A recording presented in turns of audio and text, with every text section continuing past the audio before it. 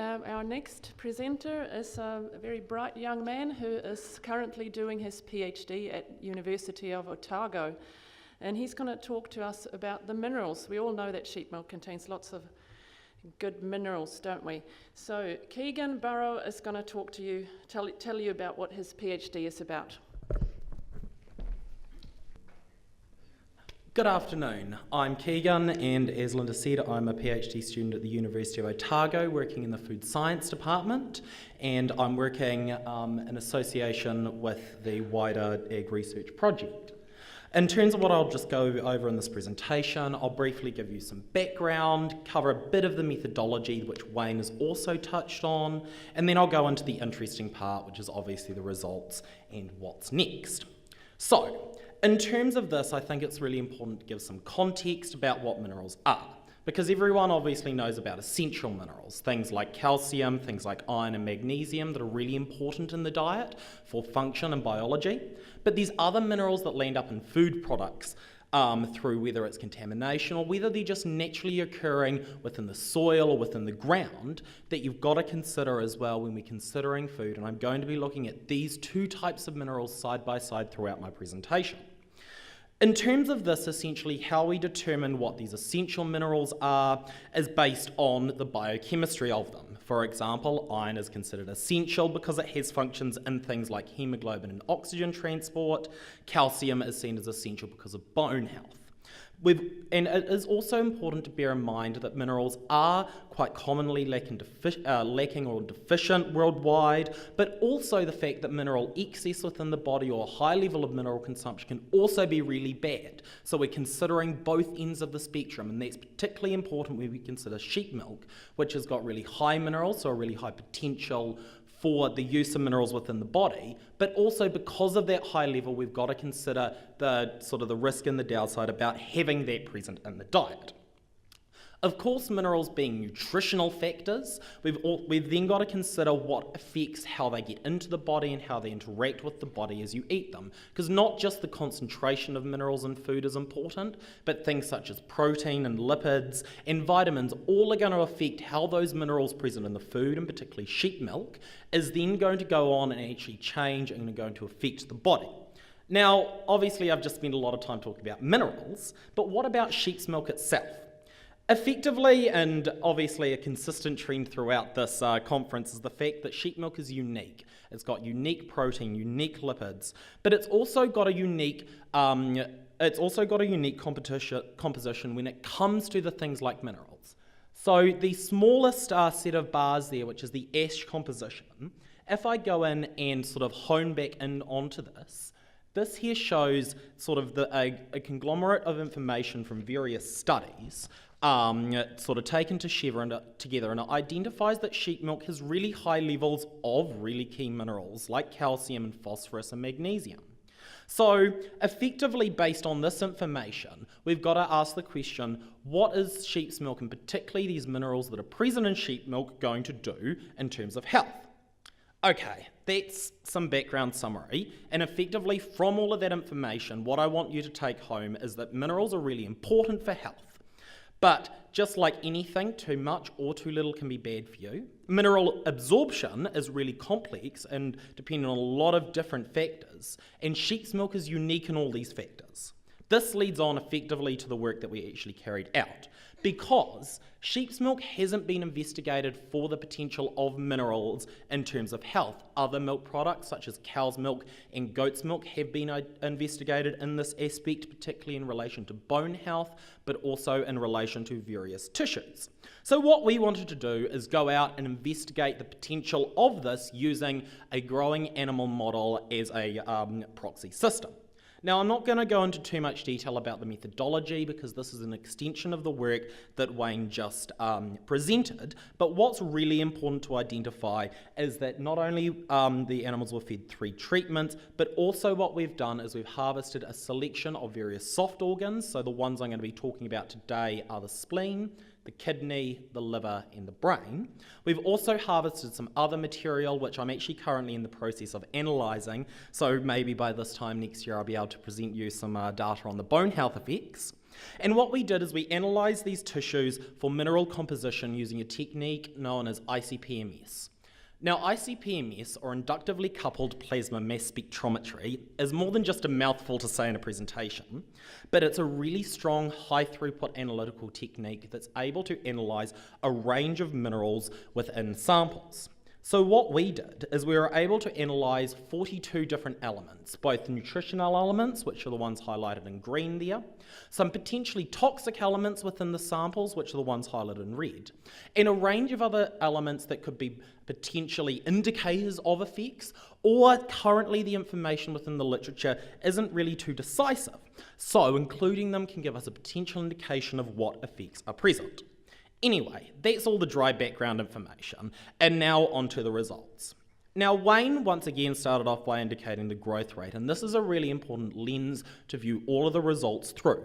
This is because the treatments showed no significant increase, but also no decrease in the growth rate of the animals. So this indicates that whatever is happening in terms of the mineral uptake isn't positively, or more importantly, negatively impacting the growth of these animals. In terms of the food and milk intakes, once again, these similar intakes were observed with subtle differences in terms of the cow's milk. But what this information here can be done is we took this and we broke this down further, and we analysed and compared the different treatments for how much minerals the sheep's actually consumed. As you would expect, because sheep's milk contains higher levels of minerals, the animals fed sheep's milk consumed higher levels of a lot of the nutritional minerals, things like iron and calcium. But also we found these animals consumed higher levels of some of the non-essential minerals, particularly the ones I'm going to be focusing on this presentation as rubidium and cesium, but some others came up as being different. Now, here are some of the graphs associated with this data, and I'm not going to go through this too much, except first of all to indicate that for all of the non-essential minerals, so particularly if you look at things like aluminium and boron, these are actually really low and really safe levels. It's just a bit of a distortion effect because of the way the graphs are formed. But what we do see is a consistent trend where sheep's milk has a highest level, diluted sheep's milk treatment has a lower level of the minerals, and cow's milk for almost all of the minerals has a lower level. So the intake here does vary between treatments. Effectively then, what does this do to the animals, and how does this actually affect their growth? In terms of the essential minerals, the results we got may seem a wee bit boring. We found there was no difference in the concentration of these minerals in any of the organs tested due to the treatment. Now, on the face of this data seems quite dull, but effectively what this means for sheep's milk, and what this is able to be related back to basically the way that the body functions. At the point in time where you're taking in a lot of something like a mineral, your body is only going to be wanting to keep within it as much as going to be good for it, and it's going to get rid of the excess. What these results show is the fact that the body is doing that, the body or the organs of these rates is doing that with the sheep's milk minerals, so we are actually not getting any negative increase or accumulation of these minerals in the organs, and we think that's really important to highlight. And I'll get on to what the further inference of this could be right down in terms of our future work. In terms then of the non-essential minerals, we did start finding some differences between the minerals.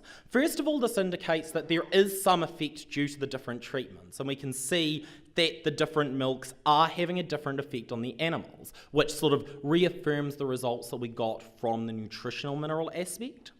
But what's really important to note here is the fact that effectively we need to then ask the question, we're getting higher levels of these minerals in the organs, as these top two graphs are showing, due to the sheep's milk treatment. But is that just a function of the sheep's milk and the fact that the sheep's milk has a higher concentration of these minerals in the first place? Or is this because of some other effect and something that could actually be potentially negative associated with the sheep milk? And that's what this bottom graph is showing. Effectively what we've done is we've correlated the amount of the mineral present in the organ versus the intake of the mineral in the diets, and what we found is that Basically, there is a direct correlation, there is a correlation between the intake of these minerals and how much is landing up in the organ. We're not seeing any unique effect occurring because of the sheep milk separately. It's just the nature of its mineral composition. Now, what does this mean for sheep's milk? First of all, we want to view these results once again through that lens that I talked about, that there was no difference in the growth rate. The increased concentration of these minerals in the organs hasn't had a negative effect on these animals, and the amounts that have been found in these organs are very low. We are talking about trace elements here. But what it also shows is there is some sort of effect that these minerals are having present in the sheep's milk. Okay, so I've given you a lot of information, but what are the sort of the conclusions that we can currently draw from this?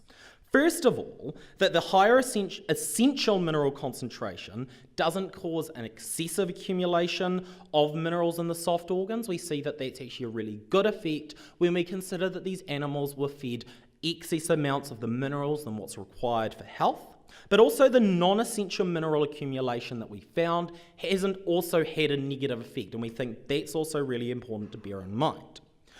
But, of course, this work is quite limited in looking at a very single aspect. So we've got some future work we want to carry out.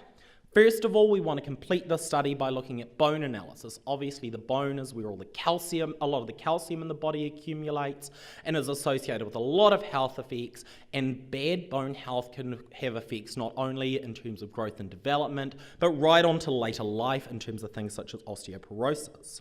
We also want to have a look at the serum results as well, but what could be potentially interesting and further work that we're interested to carry out, and I'm particularly interested to look at, is the effects on sheep milk on deficient mineral systems. Because obviously there's going to be one effect present in a system where you've got a high level of minerals and a really good nutrition. But what's the potential of sheep milk at the other end of the spectrum when you're lacking that nutrition and it's got this higher level of minerals present in it in the first place? So that's sort of the future work that we're interested in looking forward to. In terms of acknowledgements as well, because this work has been in association with the research project, there's a number of groups that have helped make this happen. Thank you.